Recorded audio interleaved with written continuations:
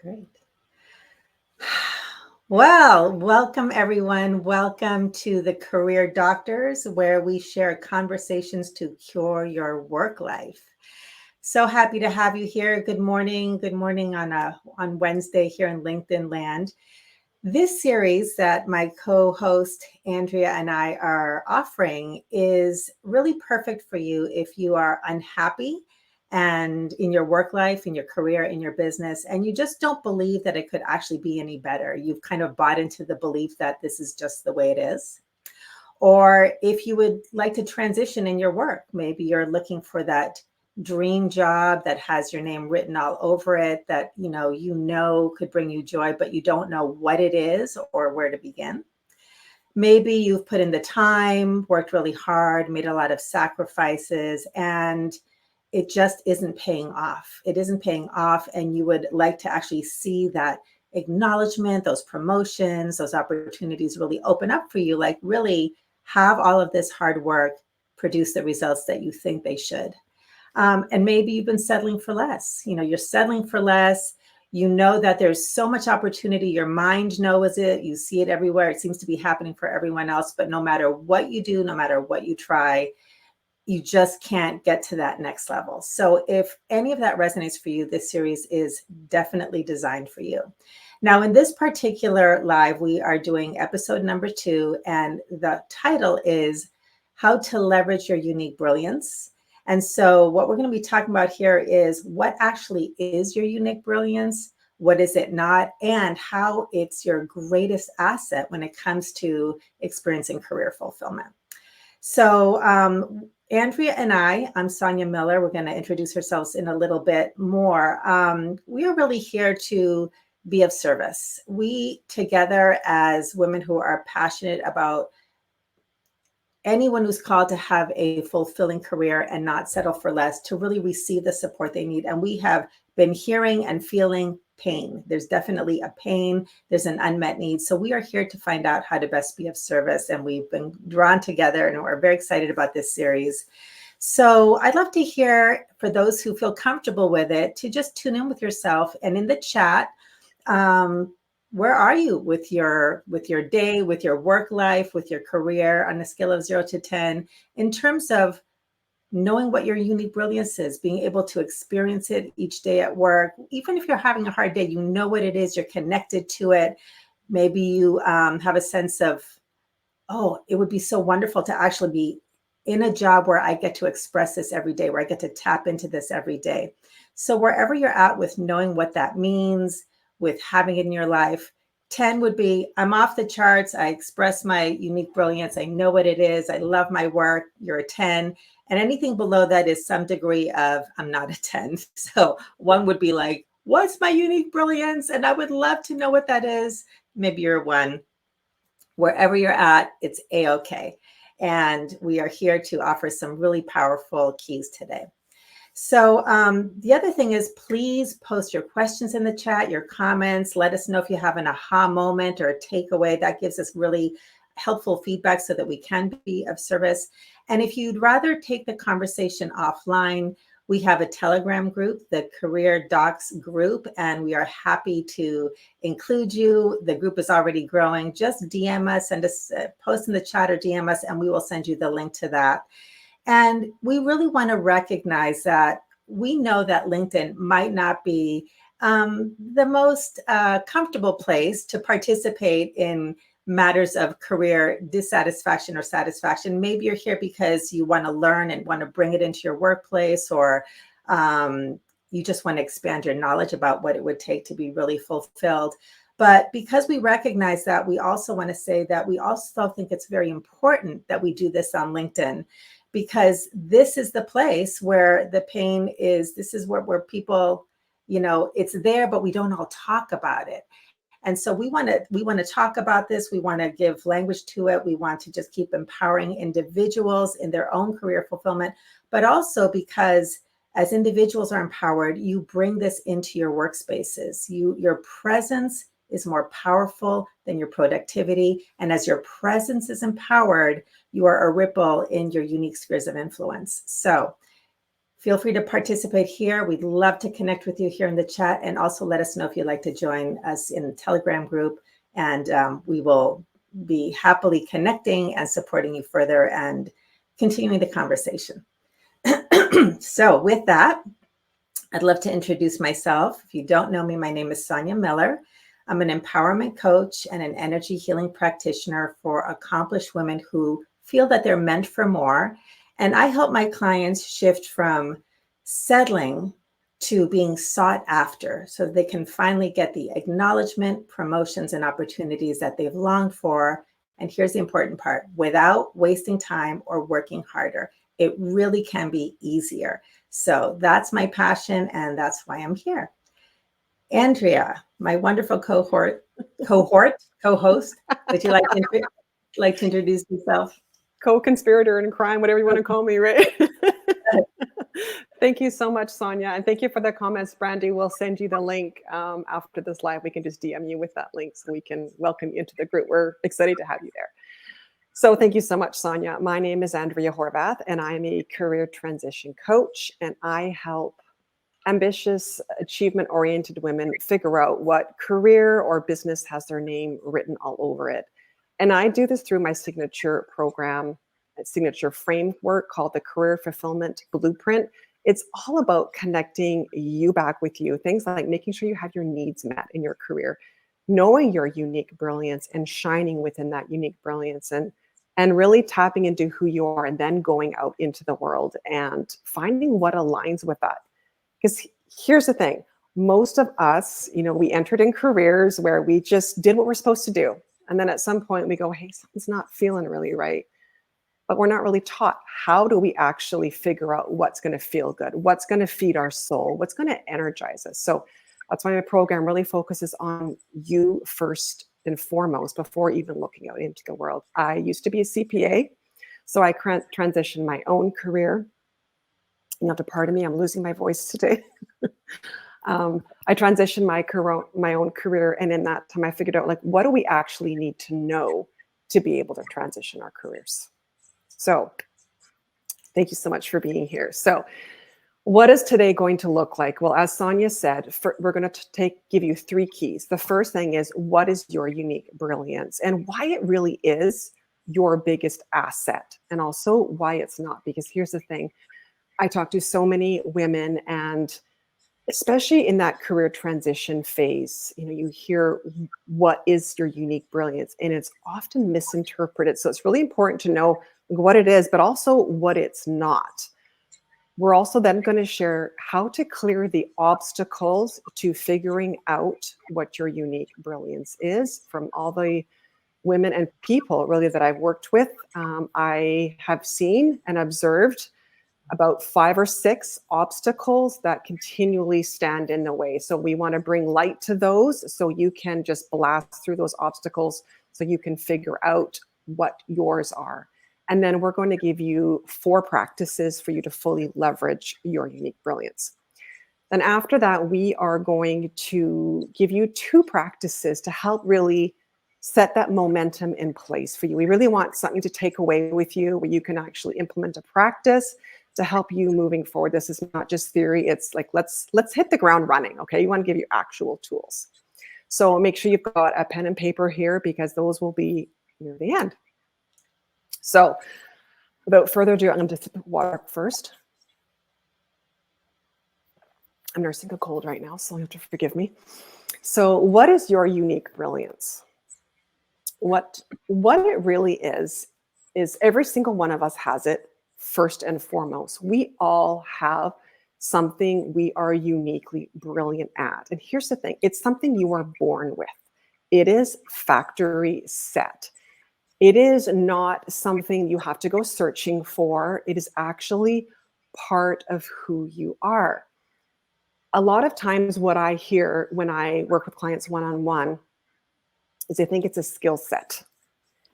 And although your unique brilliance is something you can cultivate and you can actually refine and you can make better by, investing in yourself or whatnot, your unique brilliance is actually your unique natural gifts and talents. Okay, so it's not this skill set. In what I do with clients, I'll often see online with different kind of career transition coaches and coaches in the space. So they'll talk about like, well, if you want to transition your career, look at the skill sets that you want to transfer. And although it's valuable to do that, however, if you're not actually utilizing your unique brilliance, work becomes a lot harder. Because here's the thing, your unique brilliance is natural. It's actually part of who you are. You can't turn it off. And it is what is easy for you. And I think that's something that we need to recognize. Your unique brilliance is easy for you because it's natural. And this is one of the reasons why we don't actually recognize it, because it is so incredibly easy for us. So we downplay it. And we'll talk about that in the second part of this. But we had a couple of examples. Sonia and I were talking about our unique brilliance. And Sonia, do you want to go ahead and share? I think yours was just, I loved the one you shared with me last week about one of your unique brilliance. Yeah, I'd be happy to. So I think one of the best examples of having this reflected back to me, and and this is exactly what you're talking about, Andrea. It's like, I didn't think it was a brilliance. I didn't even think it was a thing. It was just, in my world, it's just the way the world is. So I was with my partner, and we went to a store, and I can't remember what the circumstances were, but the clerk opened up to me and basically told me their life story. And then he said, that happens everywhere you go. I'm like, well, doesn't that just happens? That happens that's just life. That's just the way it is. He goes, no, that's how it is for you. He goes, people do not open up to me everywhere I go. And the truth was, that had always been my experience, that wherever I go, complete strangers just open up and literally, well, I will know everything about their personal life in 5 minutes, and they will just open up to me. And I never knew that wasn't the case for everyone. So it turns out that's actually a fantastic asset if you're a life coach and you love people and you just genuinely have so much care to actually have them open up so that you can reflect back that care. So that's an example from my life. And just to add a little bit more, Andrea, to what you were sharing about this piece about understanding what your unique brilliance is, and that it's factory set. In my line of work, one of the things that Andrea and I have loved is, like, we fit so well together, and what are our unique distinctions. And Andrea is all about, when you're ready to transition, when you're not in the right career, the right job, and you're looking for that environment where you get to shine that unique brilliance, that career, that job that has your name on it. And for me, my passion is when you're in a career or an industry that you actually want to stay in, but you feel like you're settling, you feel like you're not happy, you're not fulfilled. How do you thrive where you are planted? And the thing that I've become really clear about is, again, if you think that you have to do more, work harder at what you're already doing, and you've already worked hard enough, like you were saying, when's enough? It's not because you're not working hard enough. It's not because you're not doing anything wrong. That hard work ethic is important. But when you're missing this whole other part of you, this whole other skill set, your brilliance, what I like to call your being versus just your doing, because so many of us have been trained to operate as human doings who are valued and validated for all that we do. But our mere presence, our beingness, it's like, how could that be productive? How could that be powerful? Well, it's the missing piece. So you get to expand about this entire doing skill set and include this unique brilliance, this being, this present skill set. And that's what dissolves your upper limits and lets you go to the next level, exactly where you're planted. That's where the satisfaction, the fulfillment comes in. So it's about really seeing what is the power and the brilliance of me, factory set, the human being that I am. That's so brilliant. Thank you so much. And that's just it. When you're not utilizing and you're not leveraging your unique brilliance, it is so much harder. Like it feels, because it's natural, so you want to do it, yet if you can't, you're having to physically exert, where like you talk about your beingness is actually what elevates you and gives you new opportunities and helps you really step into whatever you're doing. And that's the thing, is so many women that I see, most definitely what I'm doing is they don't even know what it is. Like they don't even know their own unique brilliance. And so how do you even leverage it to begin with? And then we're having to work so hard. And, Sonia and I were talking before this live, and it's like, most people can't work any harder. Most people don't have the capacity anymore. And that's why we're so passionate about these conversations. It's because if you've worked as hard as you can, and I think her and I both, love our careers and love what we do, we don't have an aversion to hard work. However, if you're not leveraging things like your unique brilliance, it's going to feel so much harder. And that's when you don't get the results, right? And it just feels like that uphill battle. So thank you. Thank you for sharing that. I'll just say too, yes, hard work, when you love what you're doing, it ceases to be hard. There's always going to be some hard work, but it comes into balance with your joy. What used to be hard work, grind, hustle, then becomes, you're in the zone. You love it because it's what you love. It's who you're being. You don't have to be something that you're not in order to fulfill a task. Totally. I've had this expression I just came up with recently, is work doesn't have to feel so worky. And it's totally ridiculous and it's totally silly, and I'm going to own that. But it's like, it doesn't have to feel so hard. Like, I am just a coach. And I've said recently to actually one of my clients, I said, it's who I am. It's not like I'm this coach over here and in the rest of my life, I'm this separate person. Because actually supporting people and having new perspectives and all these things that I do with clients is who I am. It's actually my unique brilliance, right? We're not these two separate people, which we often end up being. Like, we're the person we're at work and then our personal life. And a lot of that is because we're not actually really using that unique brilliance, that natural part of us, right? Right.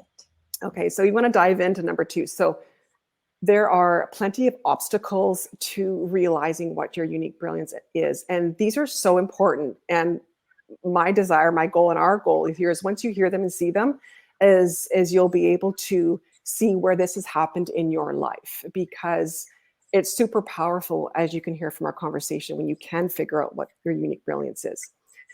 So first of all, one of the things I absolutely see with women when I work with them is that often when we're in the wrong place, our unique brilliance is either downplayed or even criticized. Like, we've got these parts of us that, like, our natural talents and abilities, and they're perceived as a negative. Now, I'm going to give an example of this in my own career.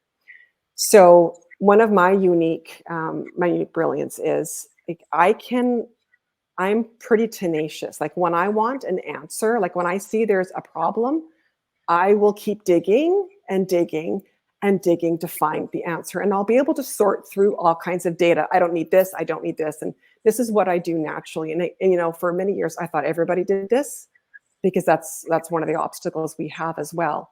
However, in my job, I used to be a CPA, and at times they loved that. And it was something that really helped in, going through data, going through numbers. However, there were times when it really wasn't perceived very well. And I'm going to give an example of something that happened a couple of years before I left corporate.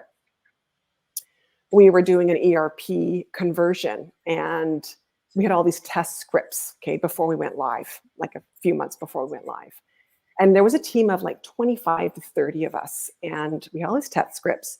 And I was looking at them, I'm like, there's 5 people doing this test script. There's 5 people doing this test script. Like, why am I going to do it too? You've got 5 people. I'm like, I think we're missing something, because my intuition is like, no, I want to get to the bottom, make sure we get everything, right? That's just who I am. And I can't turn this off. Like, I see it. And that's the thing about our unique brilliance. We can't turn it off and pretend it's not there. So what I did, instead of following all the scripts, is I went rogue, and I just went in and I started testing the system. Just thought I'd just try a bunch of different things out, because I'm like, my intuition and part of me was telling me we were missing something.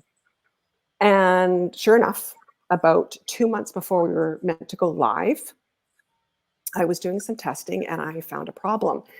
And what had actually happened was Microsoft, it was a Microsoft product we were converting to, had did an upgrade. And when they did an upgrade, they actually got rid of some of the functionality we needed.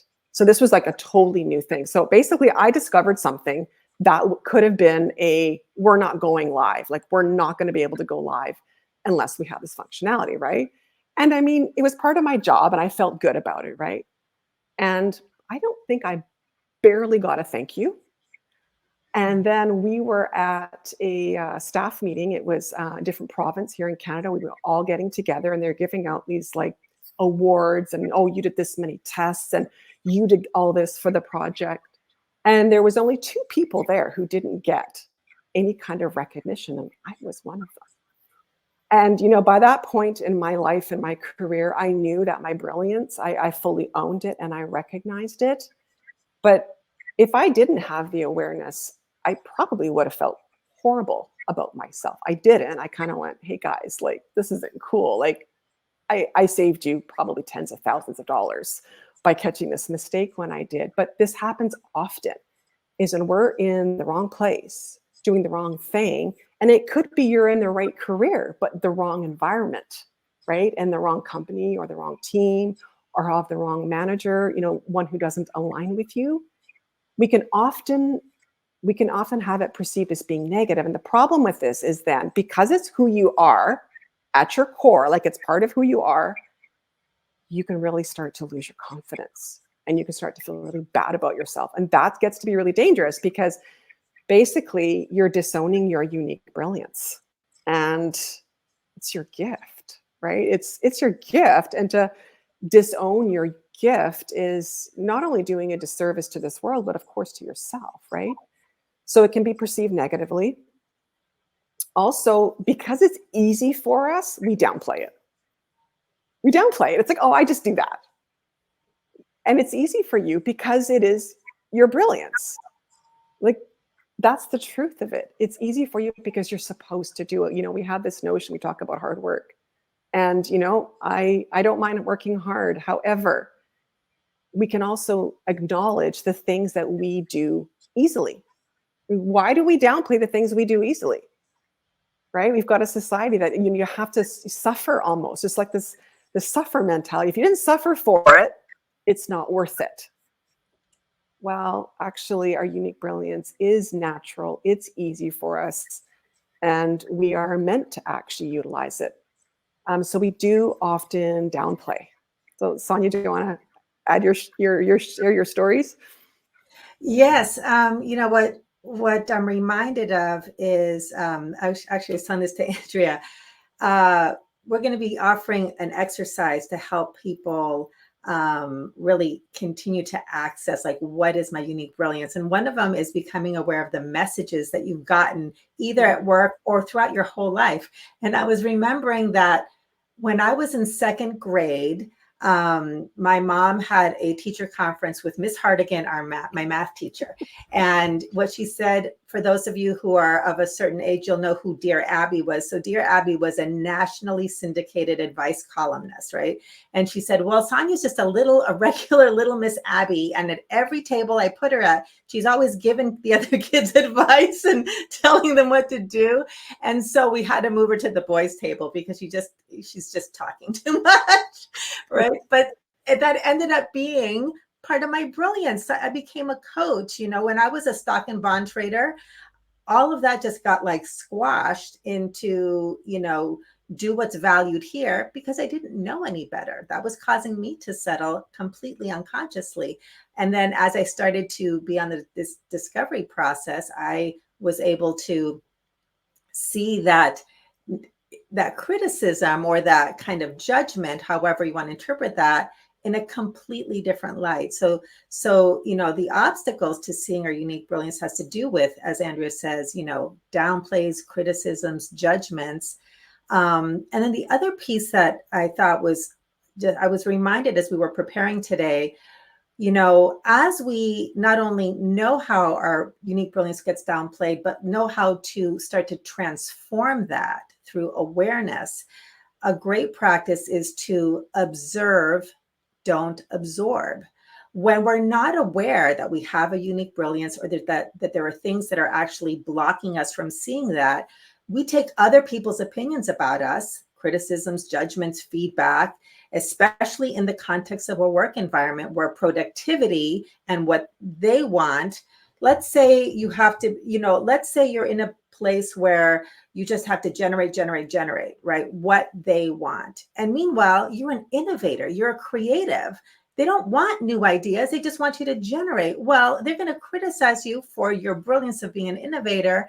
That's just a mismatch, right? But what we do is, if we don't see what's happening, we will absorb that, your underperformance, or you're not getting distracted with ideas when they want you to like number crunch or something like that. We will absorb that as criticism and then actually believe that about ourselves. And that just dims your brilliance completely. So observe, don't absorb, start to, really become curious about, wait a minute, is this their opinion or is this my self-knowledge? And that's where you start to shed those blockages to your unique brilliance. Wonderful, brilliant. And I was also thinking, as you were talking about that, Sonia, is how often we really do downplay. We downplay and we think everybody else has that talent too. And I think you brought that so brilliantly in the first example. I remember I had an aha moment a number of years ago, when I was actually working with a coach, because my mind works very, very quickly, and I can analyze things very, very quickly, which actually did make me good at my career as a CPA, which really did help. But I thought everybody did that. And here's another obstacle that I think we really need to hone in. Again, your example was so brilliant when your partner told you, like, like you go out in public and everybody spills their truth to you, is to understand, like, there's areas of our lives where it is truly just our uniqueness, and to really start to recognize. So when we're reflecting and going in that kind of thinking about reflection, is what assumptions are we making? Right? What assumptions have we made about others versus ourselves? And it's not about being better. This is not about competition ever, because that's the thing. We all have this unique brilliance. They're different though, right? And I think we live in a world now. Well, I know we live in a world now that really has cultivated competition. We don't want to boast. We don't want to, we don't want to say like we're better than. It's not about being better than. It's actually owning that unique part of you, and each and every one of us has it, right? I think that that's so important. It's like your brilliance is unique, like no one else. It might look like, okay, we're doing, like Anthony and I are doing similar things, but we are unique. Even if we use the same language, your energy, your personality, your presence, there's just something about you where two people could be like, I just have to say this. I used to talk about the power of your presence. Let's say you have two actors on a stage, right? And one, they both memorize the script, they both deliver the script perfectly. One, you'll say, wow, they deliver the script perfectly. The other one will bring you to tears. Same exact script, same exact words, doing the same thing, but the uniqueness was in how they deliver it, right? So it doesn't matter how many people are doing something similar to you. Their resumes might look the same. In the end, your presence is what makes you unique. That's your opportunity, is to actually start to recognize it and bring it out and let it shine.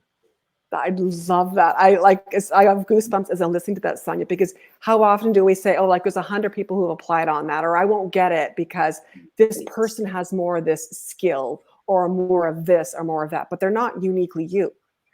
Right. And we can't put ourselves in these little containers and just lump ourselves with everybody else.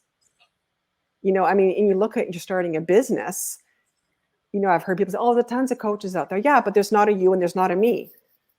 And we're going to resonate with different people and different stages of their career, right? So it really is, we tend to do that. We dumb ourselves down and just kind of conform and try to fit in when actually we're not really meant to. We're getting into kind of authenticity now too, but I'm going to go too off track here. But it really is an important part of it, was we're not like everybody else. And that's to be celebrated, not downplayed, which is awesome. Okay, cool. All right. Shall we move on to the third Yeah, key? yeah, Okay. please do. So the third key is where we're going to be going over 4 practices to actually leverage your unique brilliance. So now you're starting, hopefully, to get an idea of what unique brilliance is and is not. Also, what are the obstacles that prevent you from actually seeing and recognizing your unique brilliance? And now, as that awareness expands, how do you actually leverage this unique brilliance? So, in my world, and I know in Andrea's world too, we just talk about it differently. Your consciousness or your energy creates your reality, and your consciousness is everything happening in your inner world. We have been taught, especially in corporate America and traditional business environments, that the outer world is everything. Our sense of cause and effect is A plus B equals C. It's very linear. But there's this whole other wellspring of power that is so much more productive when you harness it rather than just hard work to be productive, that resides in your inner world. So we're going to start talking about how to leverage that. All right. So the punchline from what I just said is leveraging your unique brilliance begins with you in your inner world, not out there in your outer world. Okay. Now, I'm going to give one example, and then we're going to talk about 4 practices. There was a time that I used to do a program called From Invisible to Invincible. And one of the things, this idea of feeling invisible is something I come across a lot. And I work with some incredibly powerful women, and they produce incredible outcomes. They are so powerful. And yet, so outer world resume you look great on paper. Inner world, I feel invisible. I feel like an imposter. All of these criticisms and judgments that we're comparing ourselves to in the outer world. All right. Now, a very common strategy that doesn't work is when we feel invisible, either actually or just in our imagination, we jump up and down and squawk and we say, "You need to see me for me to feel visible." Outer world strategy to fix an inner world feeling doesn't work. There's no power in the outer world. It begins with us. And Andrea's like, yeah, right? It's so true. We know this. We see this all the time. So the power in leveraging your unique brilliance is in these inner world skills. And the 4 we're going to talk about is valuing your innate, so it's valuing your unique brilliance. Okay, your innate factory self, factory set, internal power. So value, honor, respect, and nurture. Okay, so we're going to do a little bit of ping pong here just to give it some different angles. So the first thing is, everything we've talked about today so far gives you an awareness of what your unique brilliance is. And in order to leverage it, you want to start practicing valuing it, which means appreciating it, okay, rather than following the messages you've got of downplaying it or criticizing it.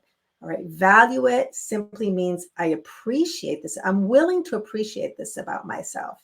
Right. And a very good tie into the first episode too is I'm willing to value that I am different. Right. My difference is actually a contribution to your life, because in my difference, you're getting things reflected back to you that you never would have seen any other way. That's a 180 turnaround from criticism and downplaying and dimming your light to valuing it. So, Andrew, do you want to add anything to that? No, I think that was brilliant. I love that. Thank you. Yeah. Okay, cool. So honoring your unique brilliance, I'd love to give that to you if you'd like to start, unless your voice is I'm doing going okay. away. I'm doing okay. Okay, because you really lit up when we talked about honoring. Yeah, no, this is one of the biggest, I think, challenges that women have right now, is really honoring themselves and the uniqueness. And I do believe part of this has come from corporate, you talk about corporate America, that has been very logical and linear and transactional. And a lot of these pieces don't align with a lot of, women's unique brilliance. I mean, people's in general as well. And then so what we do is we downplay ourselves. So it's honoring yourself amongst this, honoring the uniqueness that you are, taking the space and the time and making decisions that really fully, I'm going to keep using that word honor again, because I mean, it's just one of my top favorite words, because it's about honoring yourself and your unique brilliance, and understanding that just because, as we've talked about, just because it's not necessarily been positively fed back to you, it does start with you truly seeing yourself for who you really are. Like, truly, the beauty and the magnificence of you, and you're not like everybody else, and that's what actually makes it so remarkable. But again, we've been brought up in this world of competition, whereas, you know, I don't want to shine too bright because it might actually make someone else feel bad, or I'm being boastful, or there's some other story that goes on. And the truth of the matter is, this is actually how you're created. This is your divine birthright. And so honor that unique brilliance. That's wonderful. You know, and what you just said reminded me of a really important part of honoring, which also ties into the third practice to leverage your unique brilliance. The third practice is respect. And where respect and honor sort of connect honor is about giving space. When you said that, like, my ears perked up, you know, to really give space to your unique brilliance, to that which is valuable about your being, your presence. And you know, I've operated a lot. I often return to abundance, and opportunities are all around us all the time, right? They're right here, right now. But what blocks us from receiving it is there's a million different ways that we resist it. What you resist persists. So when we resist something, we've got our attention on all the things that we don't want. We're fighting against or defending against all of these things, which blocks the flow of these opportunities that are right here for us. Now, what a lot of people don't know is what comes after that statement. What you resist persists. And I've always said, and what you honor can transform, right? So if you have low self-esteem and you resist that, and you try to talk yourself into feeling better about yourself and give you all these pep talks, but you're not, give yourself pep talks, but you're not honoring the feelings that are there. You're not giving space to them, all right? That's going to block the flow because you've got this battle going on. But when you honor, I have pain around my low self-esteem, and you start to make space for that, the resistance falls away. That's part of your being. Your feelings matter. Your feelings are part of your presence. Your experiences as a human being is part of your brilliance, not as, here's another funny sidebar comment, but for those who ever saw that baseball movie with Tom Hanks, where there was a whole women's team, and he'd say, there's no crying in baseball. Well, there's no crying in corporate America. There's this whole culture where we have to suppress our humanity in the spirit of being professional. Well, I agree. There are professional standards, and, you know, business is business, and personal is personal. And when we're denying our humanity to an extreme, you've got a workforce of people who are unhappy, and you're getting management who's trying to get blood from a stone. It doesn't work. That's part of why we're here. The things that used to work don't work anymore. So whether we, you know, want to push back or we're willing to open up to a different way, honoring your brilliance, respecting your brilliance, having space for it in your personal life, then nourishes you to bring that brilliance into your work life. I promise, we promise, you're going to be infinitely more effective, happy, and productive. And that's a ripple in your unique sphere of influence. So respect is about this, is about honoring that every part of you has a right to be here. Your unique brilliance, the light of you, the shadow of you has a right to be here. Because if you continue to deny or resist parts of you, you are resisting all that you have to offer, and you're resisting aspects of life because you're a part of life. And it flows in as and through you and your work and everything that you do and be. So that's value, that's honor, respect is the right to be here. And I'm going to just move into nurturing. Then I'd love to. Actually, did you have anything you wanted to say about respect before we go on to the fourth one? Well, I think you said it beautifully, but the only thing I would add is that when we deny parts of ourselves, we actually deny ourselves. Like, you're basically self-rejecting and self-abandoning. Yes. And I've said this, it's a very dangerous slope to go down to. When we start self-rejecting and self-abandoning, that's when our self-esteem really will start to diminish, our confidence, and then we stay stuck wherever we are because we feel so bad about ourselves. This is one of the keys. I truly believe to all of this is how often we self-abandon, and to stop doing that. And that's what the honoring and the respect is. It's actually bringing you back to you and seeing you for you and loving every piece of you. Like you said, the uncomfortable emotions and the and the comfortable ones. It's owning all of it, and it's brilliance, right? Yeah. Thank you.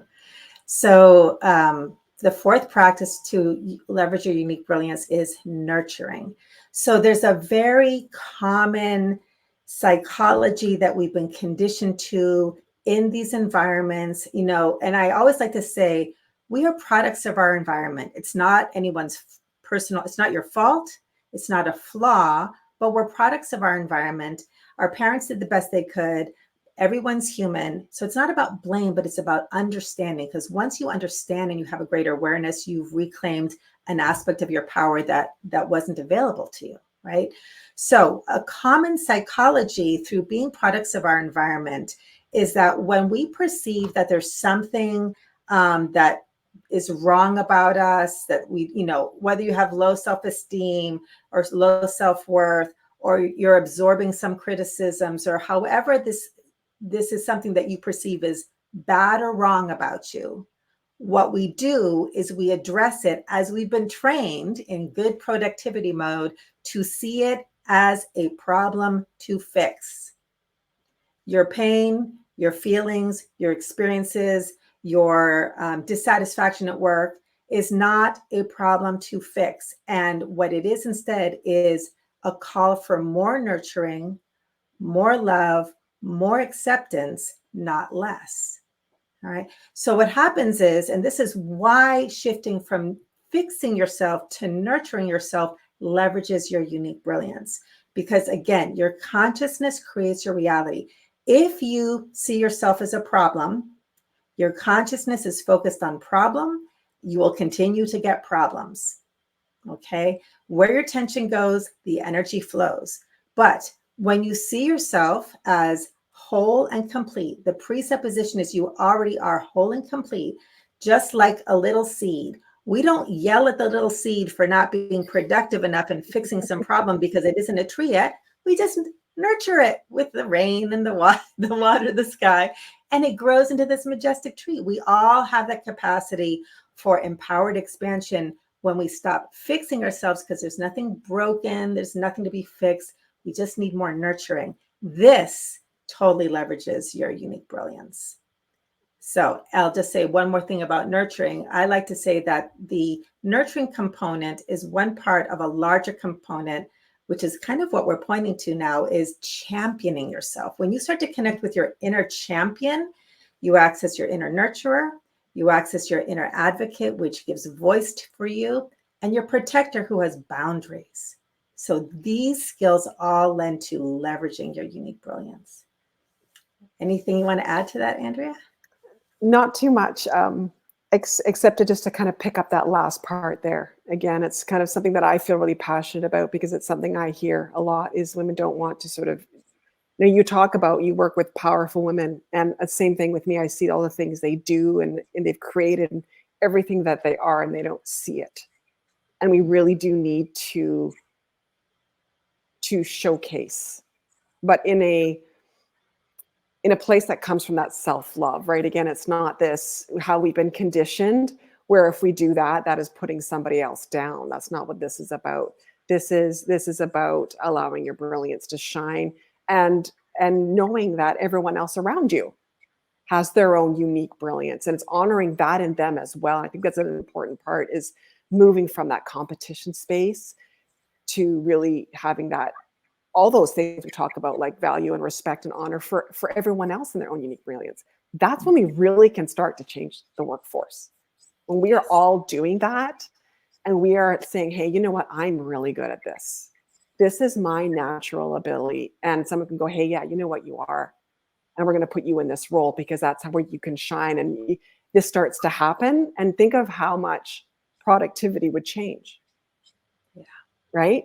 Absolutely. Rather than trying to fit in, we're actually allowing our unique brilliance to shine, is actually where we're incredibly more productive as what we're talking about here, right? That presence actually increases it, ironically, right? Right.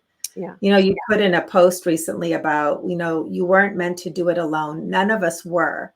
And that, those places that we feel isolated and disconnected and unappreciated, the transformation begins first in our relationship with ourselves, valuing, honoring, respecting, nurturing ourselves. And then I love what you said, and then shifting that mindset, like there's no need for competition. When we're in collaboration, everyone can shine.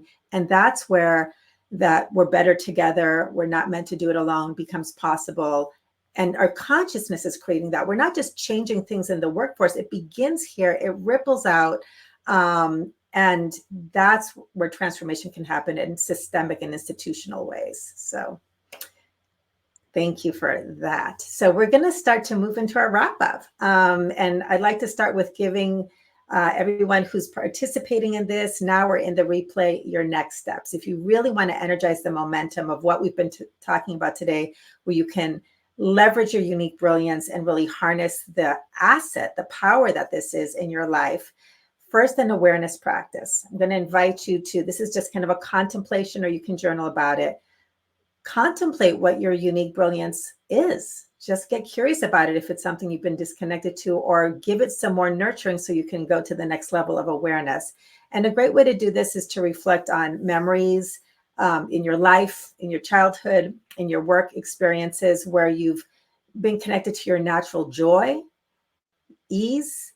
Also, when people say, you're so good at that, like you're so good at that. And if you have an experience like I talked about, where you just thought it was just how it was, everyone's good at this, or it's not even a good thing, I'm just breathing. Like, no, this is actually a brilliance and a talent and a skill. Maybe you hear people say it's so easy for you. Okay. That's pointing to your unique brilliance. You can also unpack this by contemplating negative messages that you got. Just start getting curious. It's like, what if all of those criticisms or judgments that used to give me a charge were actually pointing to my unique brilliance? Get curious about turning that criticism 180. And with awareness and curiosity and a willingness to see what's underneath the criticism, you can also shed light on your unique brilliance. So those are a couple ways to get curious. And then with that, you begin the process of leveraging with awareness.